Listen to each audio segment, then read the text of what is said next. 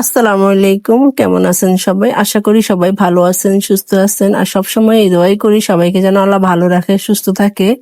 আর সুস্থতা যে আল্লাহর কত বড় একটা নেয়ামত। যারা অসুস্থ আছে তারাই বুঝে অসুস্থ থাকা যে কত একটা যন্ত্রণা, কত একটা কষ্ট। অসুস্থ থাকলে সেটা যে অসুস্থ থাকে সেই বুঝে। এদিকে আমি আর আমার ছোট্ট সোনামণিটা মিলে চলে যাচ্ছি একটু ব্যাংকে। আমরা একটু কাজ ছিল তাই চলে যাচ্ছি। এখন কথা হচ্ছে কি, আজকে আমার সাথে যেটা হয়েছে এটার জন্য আমি কোনোভাবেই প্রস্তুত ছিলাম না। আমি আসলে যে ব্যাগে টাকা ছিল ওই ব্যাগটা নিয়ে বের হই নাই, যেই ব্যাগে টাকা নাই ওই ব্যাগটা নিয়ে বের হয়েছি। এখন আমার হাতে টাকা নাই, এখন আমি ভাড়া কিভাবে দিব আমি পড়ে গেছি চিন্তা। এখন আমার সাথেও ছিল, আমি এদিকে ড্রাইভারকে বলতেছিলাম যে ভাইয়া সামনে একটা বিকাশ দোকান থাকলে দাঁড়াইয়েন, আমি ওখান থেকে টাকা নিব, তারপর আপনাকে দিব। আমি ওনাকে বলছিলাম কথাটা।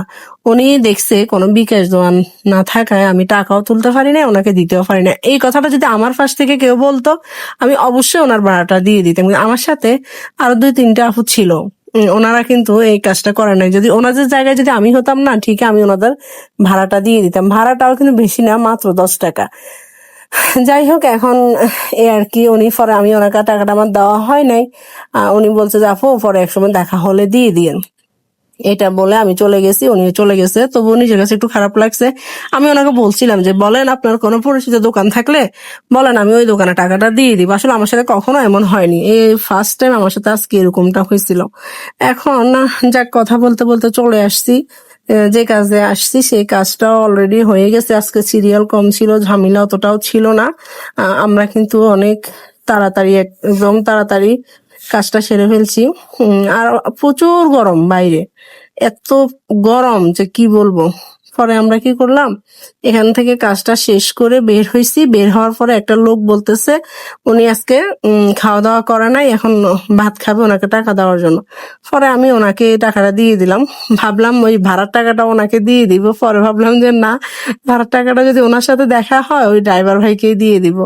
পরে ওনাকে খাওয়ার জন্য টাকা দিয়ে দিছি। গেটের সামনেই ছিল লোকটা।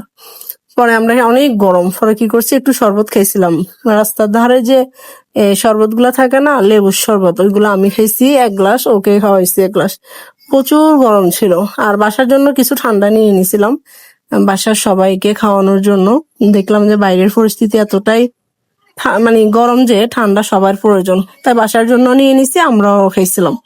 এই আর কি। পরে ও আবার আইসক্রিম খাবে, তাই ওর জন্য আমি আবার আইসক্রিম দোকানে আসছি ওকে আইসক্রিম কিনে দেওয়ার জন্য। ও আইসক্রিম খাইবে বলতেছে। আজকে ভিডিও পর্যন্ত, সবাই ভালো থাকবেন, সুস্থ থাকবেন। আল্লাহ হাফেজ।